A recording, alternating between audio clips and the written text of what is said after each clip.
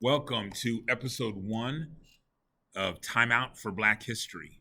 In this series, we will be examining the experiences of African Americans, ranging from the ancient African empires all the way up to the current movement for Black equality. In episode 1, we will be addressing the ancient West African empires. I chose this topic for two main reasons. One of the reasons why I chose this topic is because a large majority of African American people actually originate from these West African civilizations. And secondly, as a teacher of high school history for the last 20 years, I'd really love to dispel some of those myths that we have as Africa as a continent. When I always ask my students, describe words that make you connect to Africa pre-European colonization, and it's always slavery, hunting, huts, very rudimentary ideas. And that comes from the media, from television, movies they'd seen, stereotypes, all that stuff. So what we're going to do is we're going to spend some time dispelling those myths so we have a better understanding of the continent of Africa. And we also understand that one of the reasons why these narratives exist was because in order to make slavery seem like a justified institution, you had to make it so that those that were enslaved were inferior or unfit for self-rule. So by doing that, you dismiss their history, their culture, their arts, all those things, and relegate them to a inferior people. So we're going to be looking at the three empires. And remember, through all this, my goal is to hit you with short, informative pieces. And for you to get more into it through individual research, spend some time, if you're watching with your kids, spend some time with your kids looking these things up to get a little bit more knowledge. I just want to give you an umbrella that gives you a large view of what existed, and then you can get kind of the smaller things underneath it. So the three empires we're going to be looking at are the empires of Ghana, Mali, and Songhai. And so three empires that existed relatively one after another, but they also existed at the same time as they grew bigger and eventually collided with one another at times.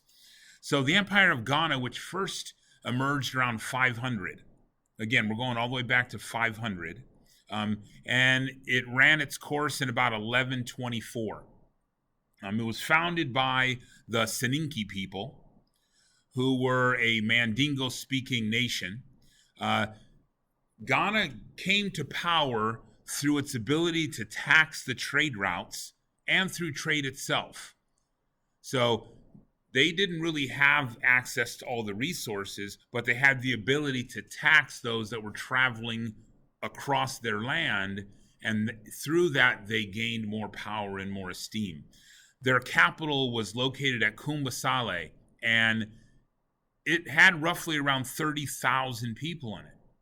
Its total population that it controlled was in the millions.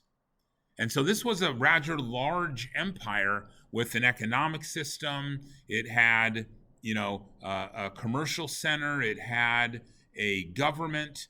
And so it's important that we understand that it wasn't a bunch of people living in huts, cultivating their own land at times.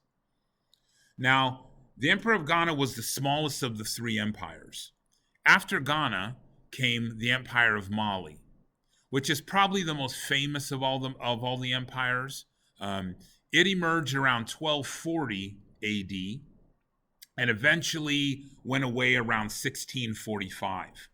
The Empire of Mali was founded by the Mandinka people, and its founder was a man by the name of Sundiata Keita. And he was rumored to have magical powers, but in the end, the idea was that he was the first to unify the kingdom. And where they differed from the Empire of Ghana was that they were able to access and control the trans-Saharan routes. So not only did they control the routes within their own society like Ghana did, but they were able to control the routes even in the whole trans-Sahara region. Now, they also got control of the gold mines.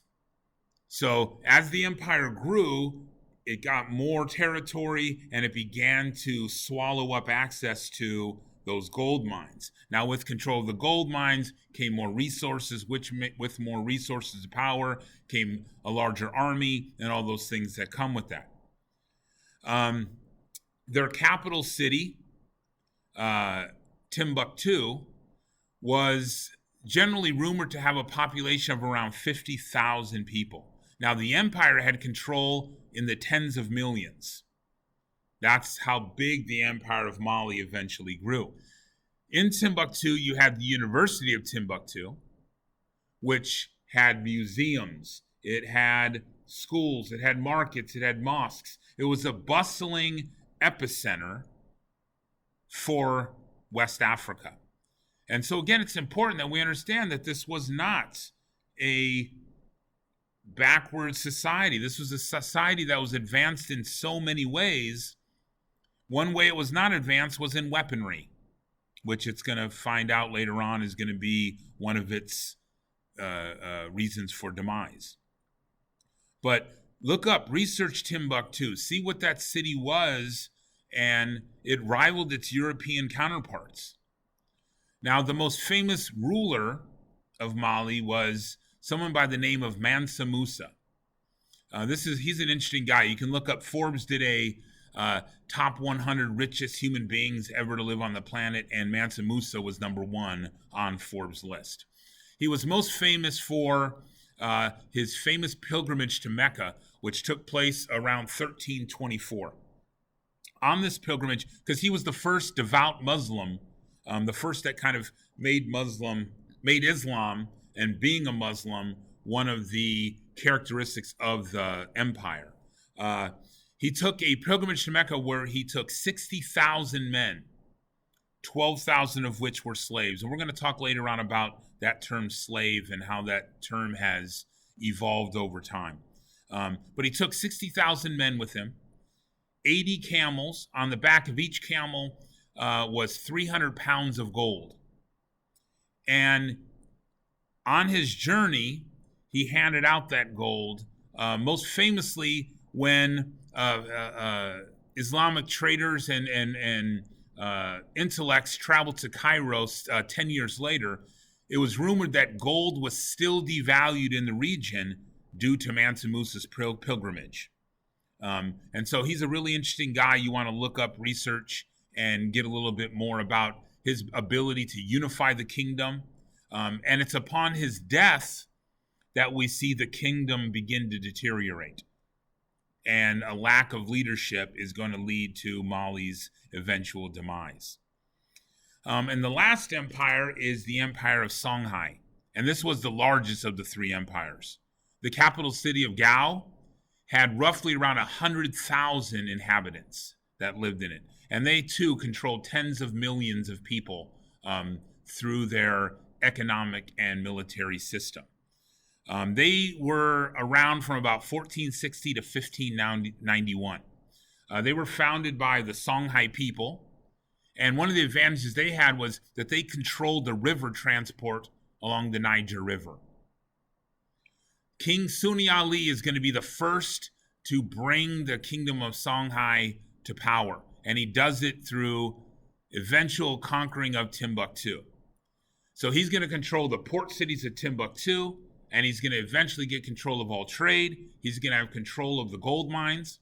Now, it's around this time that the Portuguese begin to move in, and so we start seeing the first of what become conflicts between the Europeans and the Africans. And what I mean by conflict, not necessarily war, but just the beginning of the decline of the African kingdoms.